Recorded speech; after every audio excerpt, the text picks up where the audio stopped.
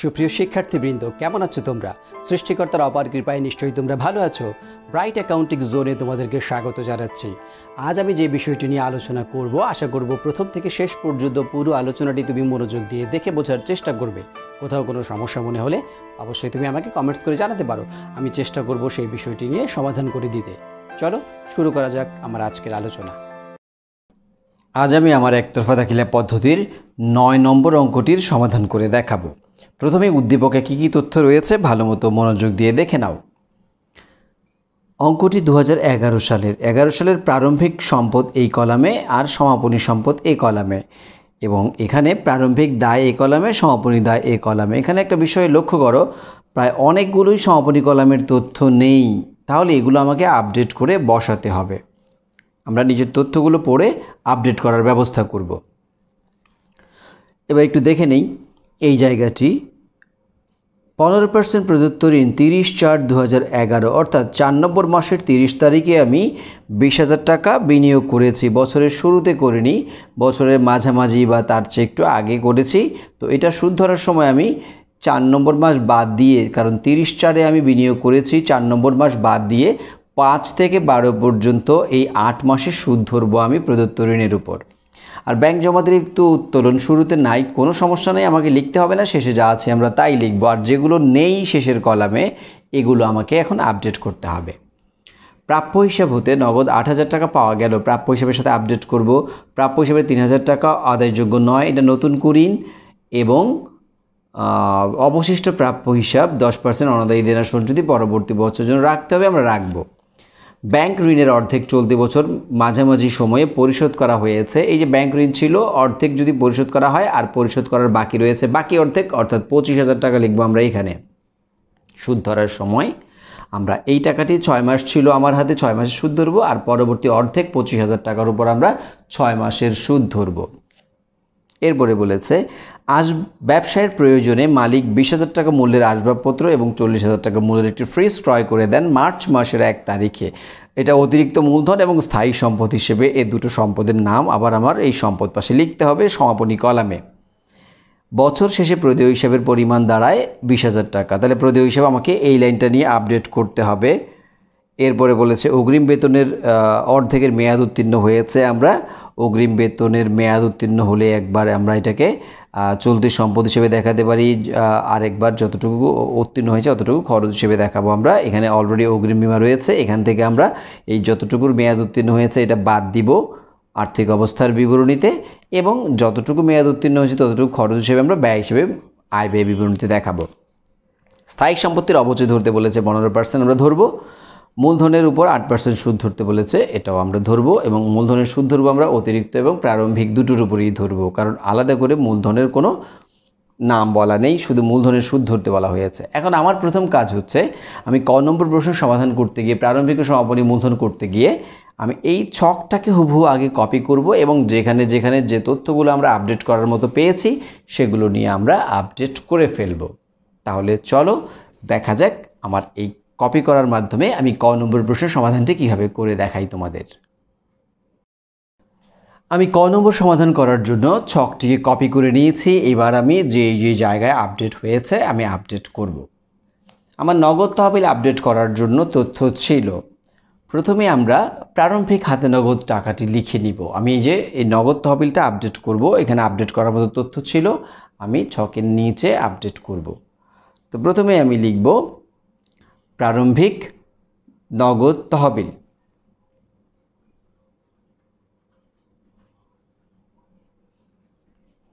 এটা আমরা গণনায় দেখাবো। নগদ তহবিল, প্রারম্ভিক নগদ তহবিল দেখো 20,000 টাকা ছিল আমাদের। এই যে শুরুতে আমার 20,000 টাকা ছিল, এই 20,000 টাকা আমরা এখন লিখব। এরপরে নগদ পাওয়ার কথা বলেছে, কোনো এক জায়গায় আমাকে নগদ টাকা পাওয়ার কথা বলেছে। এই যে দেখো বলেছে, লাইনটি কি বলেছে, প্রাপ্য হিসাব হতে নগদ 8,000 টাকা পাওয়া গেল।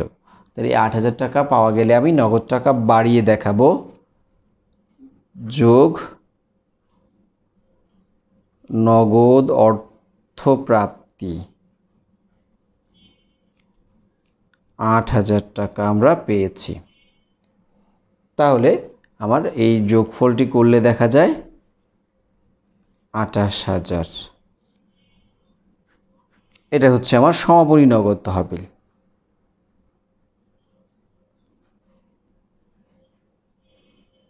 সমাপনী নগদ তহবিল ২৮,০০০ টাকা আপডেট হয়ে গেছে। আমি এবার আপডেট করে এই যে ২৮,০০০ টাকা এখানে লিখে দিব।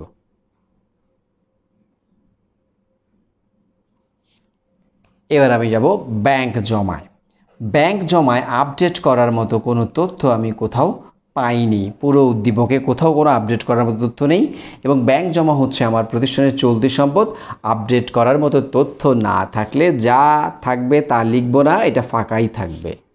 আপডেট করতে পারলে আমরা আপডেট করতাম, আপডেট করার তথ্য না থাকলে এই টাকাটা এখানেই থাকবে এবং এটা আপডেট করা যাবে না। এরপর আমরা যাব প্রাপ্য হিসাব। প্রাপ্য হিসাব শুরুতে ছিল আমার ১৮,০০০ টাকা।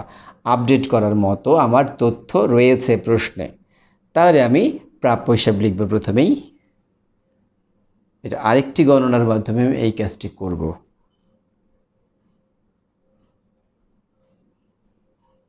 প্রারম্ভিক প্রাপ্য হিসাব। প্রারম্ভিক প্রাপ্য হিসাব ছিল, লক্ষ্য করো এখানে ১৮,০০০ টাকা। এই ১৮,০০০ টাকায় আমরা লিখছি। এই যে কিছুক্ষণ আমি আগে দেখালাম যে প্রাপ্য হিসাবের কাছ থেকে ৮,০০০ টাকা পাওয়া গেল, এতে করে কিন্তু আমার প্রাপ্য হিসাব কমে গেছে। তাহলে প্রাপ্য হিসাব যদি কমে যায় এটা বাদ দিতে হবে। বাদ নগদ অর্থ আদায়। প্রাপ্য হিসাবের কাছ থেকে যদি নগদ আমি অর্থ আদায় করতে পারি ৮,০০০, তো এটা আমার সমাপনী রয়ে গেল ১০,০০০। এটা হচ্ছে আমার সমাপনী প্রাপ্য হিসাব।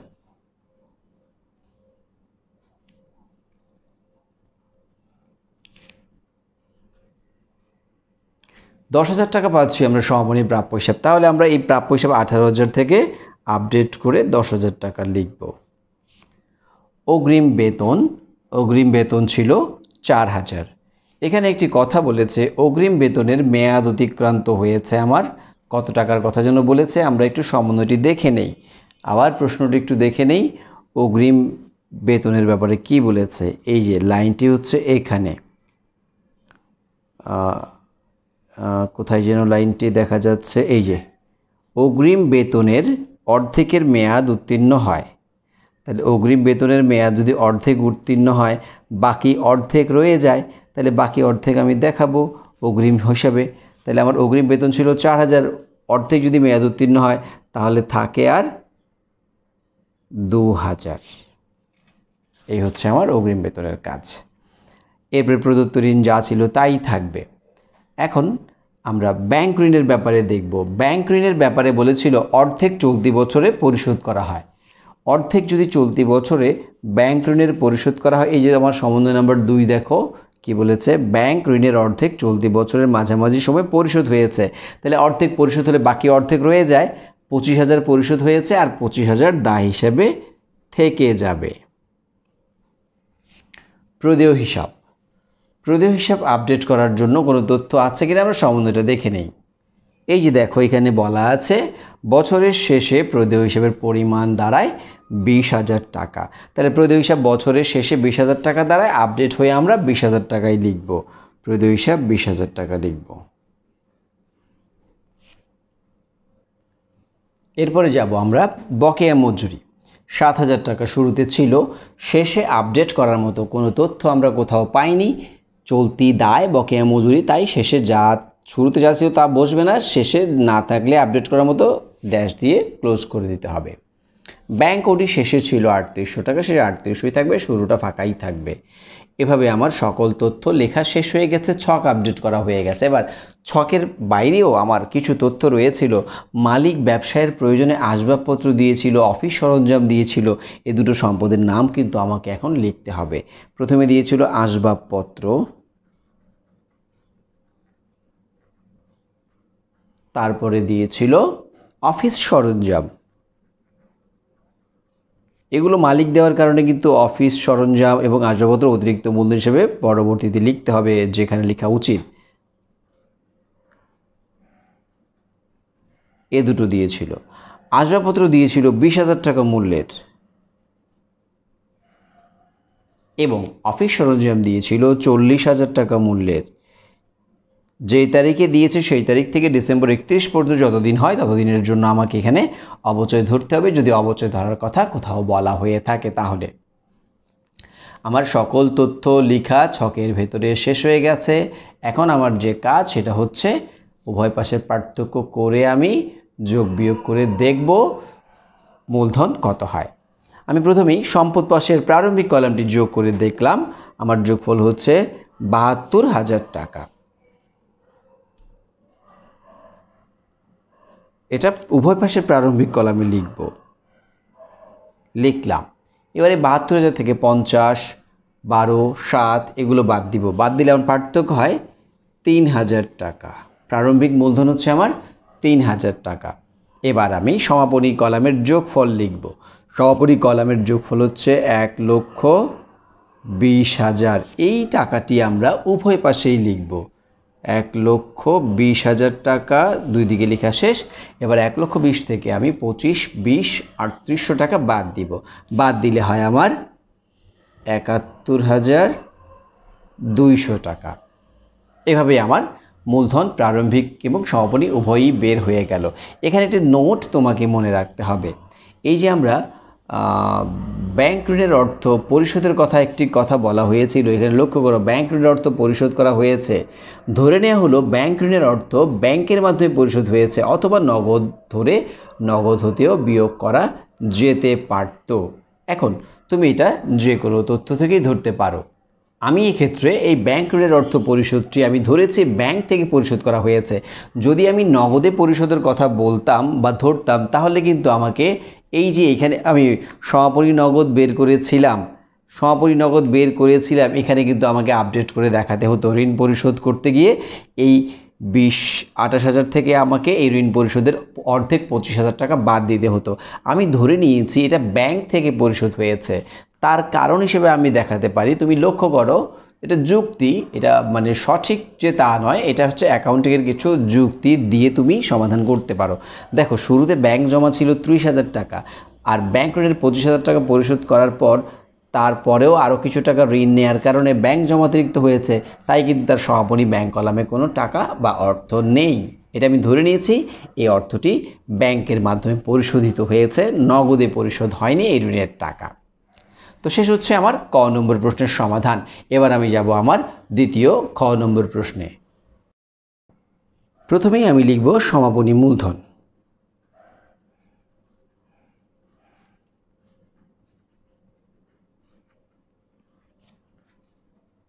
আমি তথ্যটি পেয়েছি ক নম্বর প্রশ্ন হতে। আমার টাকার পরিমাণ ছিল 71,200 টাকা।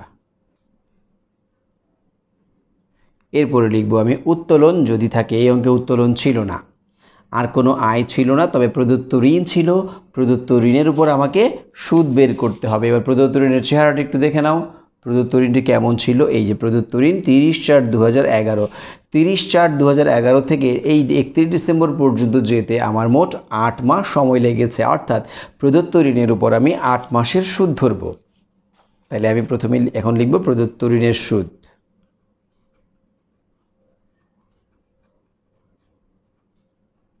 প্রদত্ত ঋণের সুদ টোটাল টাকা ছিল আমার 20,000 টাকা। আমার সুদ ধরতে বলেছে 15%। এইভাবে আমার ক্যালকুলেটরে বের করলে এটা বের হবে 1 বছরের সুদ, কিন্তু এটাকে এখন আমি 12 দিয়ে ভাগ করব, 8 মাসের সুদ ধরার জন্য 8 দিয়ে গুণ করব। তাহলে এই কাজ করার পর আমার অর্থের পরিমাণ দাঁড়াচ্ছে 2,000 টাকা। আমার আয় লেখার মতো আর কিছুই নেই। এবার আমি দুটো যোগ করে দিব, যোগ করে থার্ড ঘরে বসাবো। টাকার পরিমাণ হবে 73,200 টাকা। 73,200। আমার আয়ের পাশ শেষ হয়ে গেছে। এবার আমি একটি একটি করে ব্যয় হিসেবে দেখাবো। প্রথমেই বাদ দিব প্রারম্ভিক মূলধন।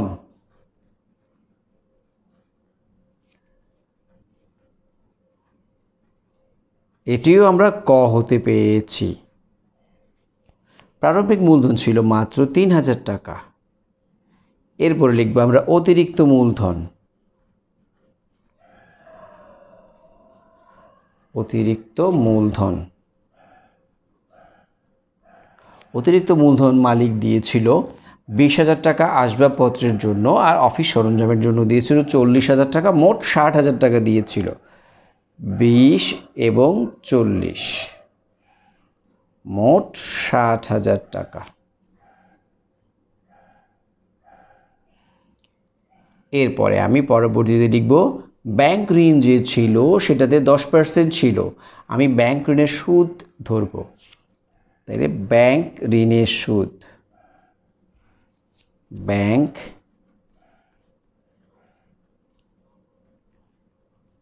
সুদ। এবার ব্যাংকের সুদ কত লিখব?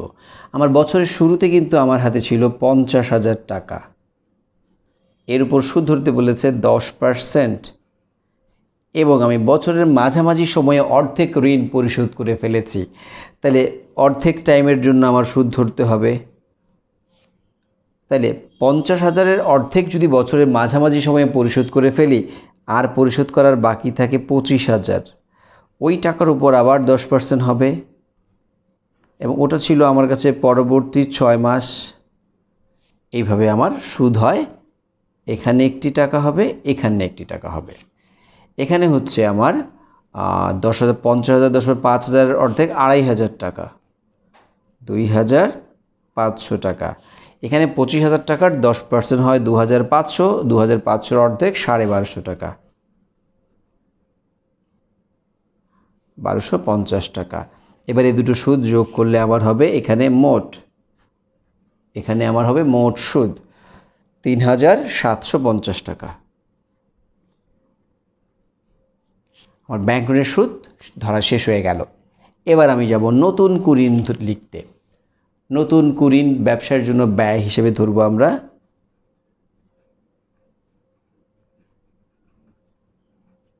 নতুন কুঋণ 3,000 টাকা ছিল সমন্বয়ে, বিবিধ দেনাদারে 3,000 টাকা আদায় হবে না, এটা নতুন কুঋণ বা নতুন অনাদায়ী।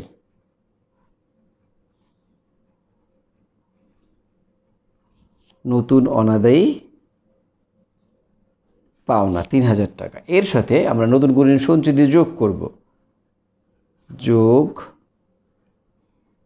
নতুন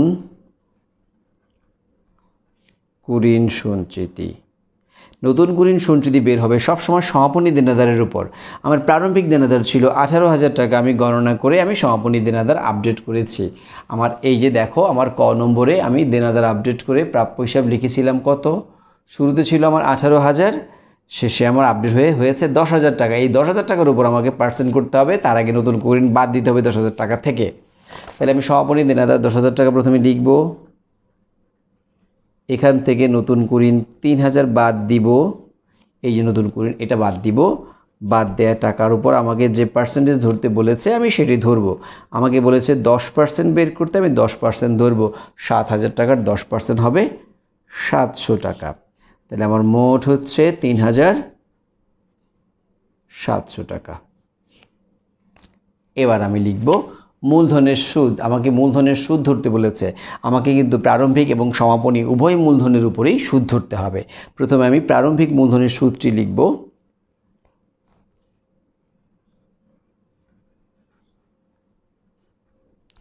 প্রারম্ভিক মূলধনের সুদ। প্রারম্ভিক মূলধন ছিল আমার 3,000 টাকা, এর 8% ধরতে বলেছে 2,240 টাকা হবে সুদ। এরপরে অতিরিক্ত মূলধন দিয়েছিল টোটাল 60,000 টাকা। এই যে লক্ষ্য করো, এখানে অতিরিক্ত মূলধন ছিল 60,000 টাকা। এই 60,000 টাকার উপর আমি সুদ ধরব। এখন অতিরিক্ত মূলধনের সুদ। অতিরিক্ত মূলধন ছিল 60,000 টাকা ইন্টু 8%। এভাবে বের করলে বের হবে 1 বছরের সুদ। 4,800 টাকা হবে 1 বছরের সুদ। এবং এই অতিরিক্ত মূলধনটি দিয়েছিল কবে? ব্যবসায়ের প্রয়োজনে মালিক কখন দিয়েছিল সেটি দেখতে হবে। সেটি দিয়েছিল মার্চ মাসের 1 তারিখে। অতিরিক্ত মূলধন দিয়েছিল ব্যবসায় মার্চ মাসের 1 তারিখে। মার্চ মাসের 1 তারিখে দেওয়ার কারণে আমাকে সুদ ধরতে হবে মার্চ 1 থেকে ডিসেম্বর 31 পর্যন্ত। তাহলে বাদ যাচ্ছে জানুয়ারি এবং ফেব্রুয়ারি 2 মাস, অর্থাৎ আমাকে 10 মাসের সুদ বের করতে হবে। প্রথমে 1 বছরের সুদকে 12 দিয়ে ভাগ, তারপরে 10 দিয়ে গুণ করে আমি দেখব আমার সুদ কত হয়। সুদ হয়েছে আমার 4000 টাকা অতিরিক্ত মূলধনের উপর। এবার আমি এই দুটো যোগ করব, 4240 টাকা, 4240 টাকা। এবার আমি পরবর্তী কাজ হচ্ছে আমার অবচয় লেখা। এবার আমি অবচয় লিখব। প্রথমে অবচয় শিরোনাম করে নিব আমি। অবচয় হচ্ছে একটি আসবাবপত্র আর একটি অফিস সরঞ্জাম। আরেকটি হচ্ছে অফিস সরঞ্জাম। আসবাবপত্র ছিল 20,000, অবচয়ের হার কত ছিল? 15% ছিল। এভাবে করলে তো 1 বছরে বের হয়। এটাকে আমি 12 দিয়ে ভাগ করব। দিয়েছিল কবে, সেই ডেট আমাকে হিসাব করে এখানে বসাতে হবে। দিয়েছিল মার্চ মাসের 1 তারিখে। এই অতিরিক্ত মূলধন যেই দিন দিয়েছিল সেইটাই ছিল অতিরিক্ত মূলধন। তাহলে এটার উপর আমার অবচয় ধরতে হবে 10 মাসের। ঠিক অফিস সরঞ্জাম দিয়েছিল 40,000 টাকার। এর উপর প্রথমে 15% বের করব। এটাকে আমি 12 দিয়ে ভাগ করব, 10 দিয়ে গুণ করব। ক্যালকুলেটর যা বের হয় তাই লিখব আমি। আসবাবপত্রের অবচয় হয় 2500 টাকা।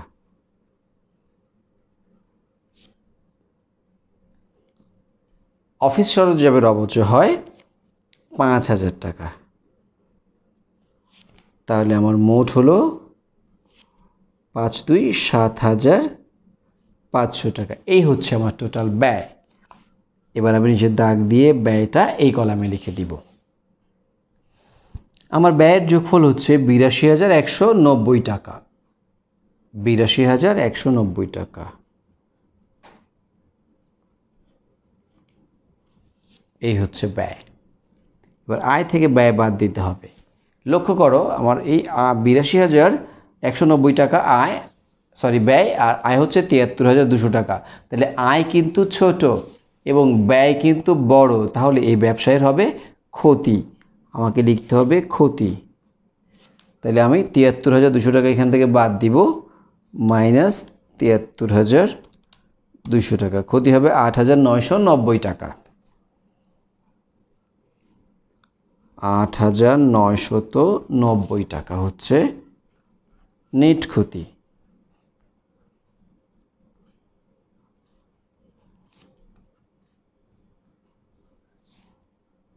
এই হলো আমার খ নম্বর প্রশ্নের সমাধান। এবার শুরু করতে যাচ্ছি আমার গ নম্বর প্রশ্নের সমাধান। আমি প্রথমে সম্পদ পাশটি লিখব, তারপরে দায় পাশ লিখব। আমি প্রথমে সমাপনী নগদ তহবিল লিখব।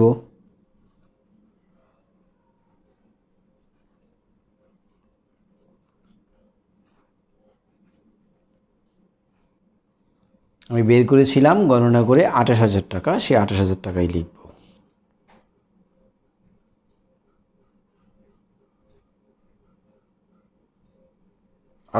টাকা। এরপর লিখব প্রাপ্য হিসাব, সমাপনীটা।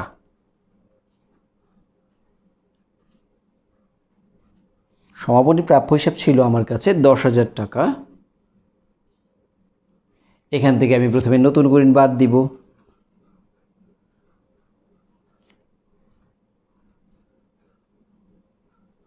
নতুন ঋণ ছিল 3,000,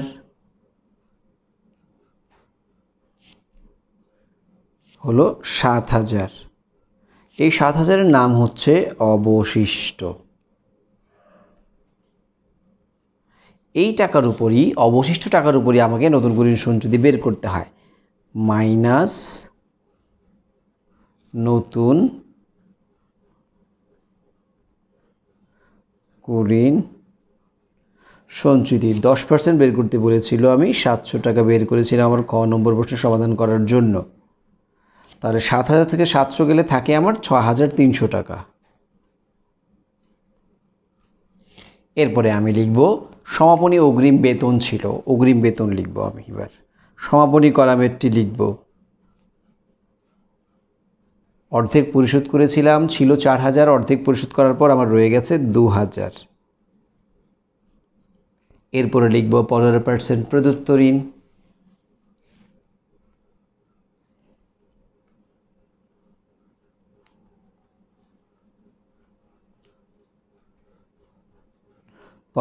প্রদত্ত ঋণ ছিল আমার শেষে 20,000 টাকা।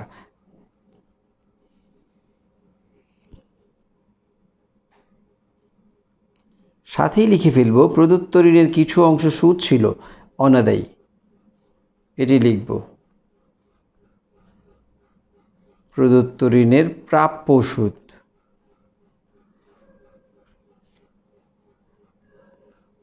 2000 ছিল। তারপরে লিখব আমরা স্থায়ী সম্পদ দুটো ছিল, আসবাবপত্র আর অফিস সরঞ্জাম। প্রথমে লিখব আমরা আসবাবপত্র। আসবাবপত্র ছিল 20,000 টাকা। এখান থেকে আমরা পুঞ্জীভূত অপচয় বাদ দিব। পুঞ্জীভূত অপচয় 2500 টাকা ছিল পুঞ্জীভূত অপচয়, এটি বাদ দিলে আমার থাকে 17,500 টাকা। এরপরে লিখব আমি অফিস সরঞ্জাম।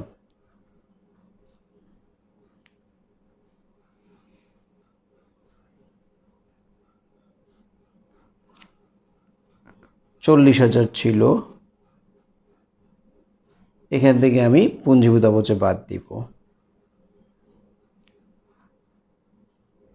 পুঞ্জীভূত অপচয় ছিল 5,000, আমরা খ নম্বরে বের করে দেখেছি, তো রইল আমার 35,000। আমার সকল সম্পদ লেখা শেষ হয়ে গেছে। এবার আমি যোগ করে দেখব সম্পদের যোগফলে কত হয়। এটা আমি একটু পরে করছি, আমি আগে দায় পাশটি এবার লিখে নিই। দায়ে যে যে তথ্য ছিল সেগুলো আমি লিখে নিই। প্রথমে লিখব আমরা ব্যাংক ঋণ, 10% ব্যাংক ঋণ, 10% ব্যাংক ঋণ।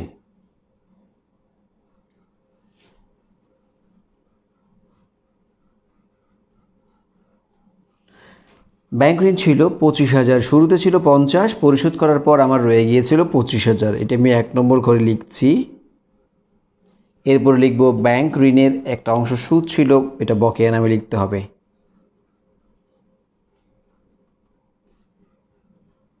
ব্যাংক ঋণের বকেয়া সুদ 3,750 টাকা ছিল। তারপরে লিখব আমি প্রদেয় হিসাব, সমাপনী। সমাপনীতে প্রদেয় হিসাব ছিল আমার 20,000 টাকা। তারপরে আমি লিখব সমাপনীতে ব্যাংক জমাতিরিক্ত উত্তোলন ছিল।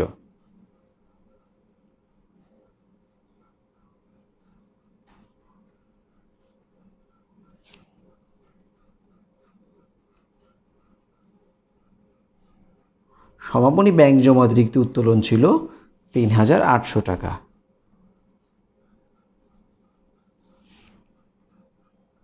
এবার আমি দায়গুলো যোগ করব। যোগফল হয় আমার 52,550 টাকা। এখন আমি লিখব প্রারম্ভিক মূলধন।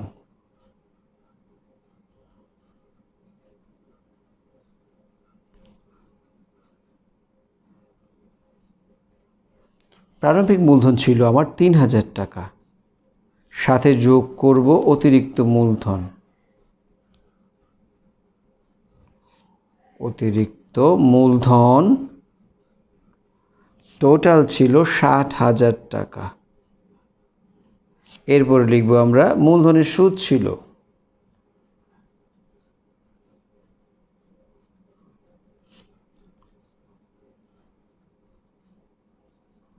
মোট সুদ 4,240 টাকা। এরপরে এ অঙ্কে ছিল নেট ক্ষতি, বাদ দিতে হবে নেট ক্ষতি।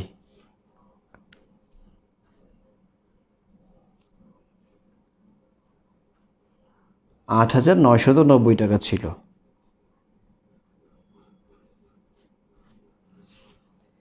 এবার আমরা এই কলামটি যোগ বিয়োগ করে দেখব কত হয়।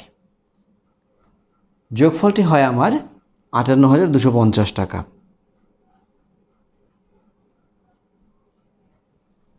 আমার দায় পাশ মূলধন সব কিছু লেখা শেষ। এবার আমি উভয় পাশ যোগ করে দেখব আমার অঙ্কটি মিলে কিনা। সম্পদ পাশ যোগ করে আমি দেখতে পাচ্ছি আমার হয়েছে মোট 1,10,800 টাকা। 1,10,800 টাকা। এখানে আমি লিখে দিই মোট। এবার আমি দায় এবং মূলধন এই দুটো যোগ করে দেখি। এখানে আছে 52,550 আর হচ্ছে 58,250।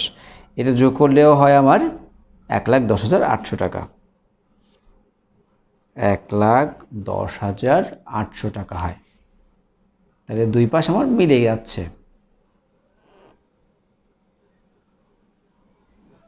উভয় পাশ আমার মিলে গেছে। আমার অঙ্ক সমাধান সঠিক হয়েছে বলেই আমি ধরে নিব।